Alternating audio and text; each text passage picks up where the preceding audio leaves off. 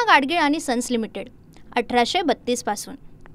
अनिल देशमुखांच्या माध्यमातून रोहित पवार यांनी घायवळाला पासपोर्ट दिलेला आहे। राम शिंदेंचा मोठा आरोप। तर रोहित पवारांसोबत घायवळचे कौटुंबिक संबंध होते। रोहित पवार दररोज खोटं बोलण्याचं काम करतात। राम शिंदेंची टीका।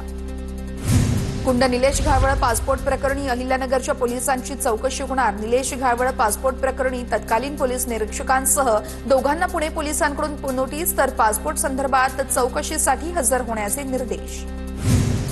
निलेश घायवळ मकोका कारवाई प्रकरणी मुंबई हायकोर्टामध्ये सुनावणी। कोथरूड गोळीबार प्रकरणी निलेश घायवळसह त्याच्या टोळीतील सदस्यांवर पुणे पोलिसांकडून मकोका अंतर्गत कारवाई करण्यात आल्यानंतर घायवळच्या वकिलांची मुंबई हायकोर्टात धाव। कारवाई चुकीची आणि बेकायदेशीर असल्याचा दावा। पुण्यात समीर पाटील आज रवींद्र धंगेकरांना नोटीस पाठवणार। रवींद्र धंगेकरांच्या गंभीर आरोपानंतर समीर पाटील आज पत्रकार परिषद घेणार। ॲडव्होकेट असीम चौधरी रवींद्र धंगेकर यांच्या पाठीशी। रवींद्र धंगेकर पुणेकरांच्या हिताचं बोलतायत। समीर पाटील यांनी अब्रानुकसानीचा दावा दाखल करण्याचा इशारा दिल्यानंतर सरोदे धंगेकरांच्या पाठीशी। नोव्हेंबरमध्ये नगरपालिका आणि नगरपंचायत निवडणुका होण्याची शक्यता। त्यानंतर महापालिका जिल्हा परिषद निवडणुका होणार, सूत्रांची माहिती। तर दर 20 दिवसांच्या कालावधीनं स्थानिक स्वराज्य संस्थांच्या निवडणुका होणार असल्याची सूत्रांची माहिती। सर्वपक्षीय शिष्टमंडळ आज निवडणूक अधिकाऱ्यांना भेटणार। शिष्टमंडळामध्ये राज ठाकरे, शरद पवार, उद्धव ठाकरे, हर्षवर्धन सपकाळ सहभागी होणार। यशवंतराव चव्हाण सेंटरमध्ये दुपारी एकत्रित पत्रकार परिषद होणार। उद्धव ठाकरे, राज ठाकरे आणि शरद पवार आज राज्य निवडणूक आयोगाला भेटणार। निष्पक्ष पारदर्शी निवडणुकांसाठी आयोगाची भेट घेणार असल्याची माहिती। तर पोलिसांकडून ठाकरेंच्या शिवसेनेच्या शिवालय कार्यालयाबाहेर पोलिसांकडून बॅरिकेडिंग। आतापासूनच विरोधक पराभवाच्या मानसिकतेत कितीही आक्षेप घेतला तरी महायुती 51% मत घेऊन निवडणूक जिंकेल। शिष्टमंडळाच्या भेटीवर बावनकुळेंची प्रतिक्रिया। ईव्हीएम भाजपनं नाही तर काँग्रेसनं आणलं, हे पाप काँग्रेसचंच आहे। तेव्हा काँग्रेसचं चांगभलं होतं, आता भाजपचं आहे, बच्चू कडूंची टीका। तर माझ्या मतदारसंघात मतदार यादीतील 2000 लोकांचा पत्ताच नसल्याचा कडूंचा आरोप। जोगेश्वरी पूर्व विधानसभेतील मतदार यादीमध्ये नावांचा घोळ। मनसे नेते संदीप देशपांडेंचा आरोप। तर जोगेश्वरीतील मतदार यादीमध्ये मराठी सोडून दक्षिण भारतातील भाषेत नावांचा उल्लेख असल्याची मनसे नेते संदीप देशपांडेंची माहिती।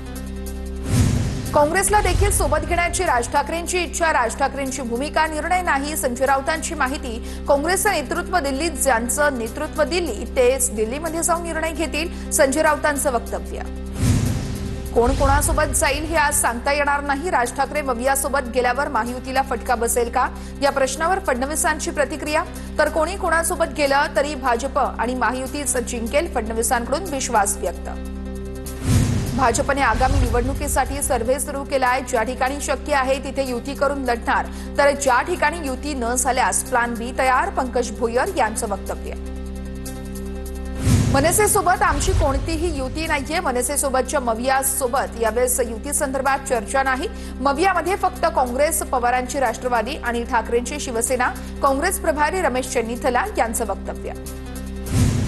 आमच्या पक्षाची भूमिका राज ठाकरे आणि आम्हीच मांडणार, दुसरं कुणी नाही, संदीप देशपांडेंकडून स्पष्ट। स्थानिक स्वराज्य संस्था निवडणूक स्वबळावरती लढवू। शरद पवारांच्या राष्ट्रवादीच्या बैठकीतही स्वबळाचा सूर। मविया नेत्यांशी चर्चा करून निर्णय घेऊ, शरद पवारांची भूमिका।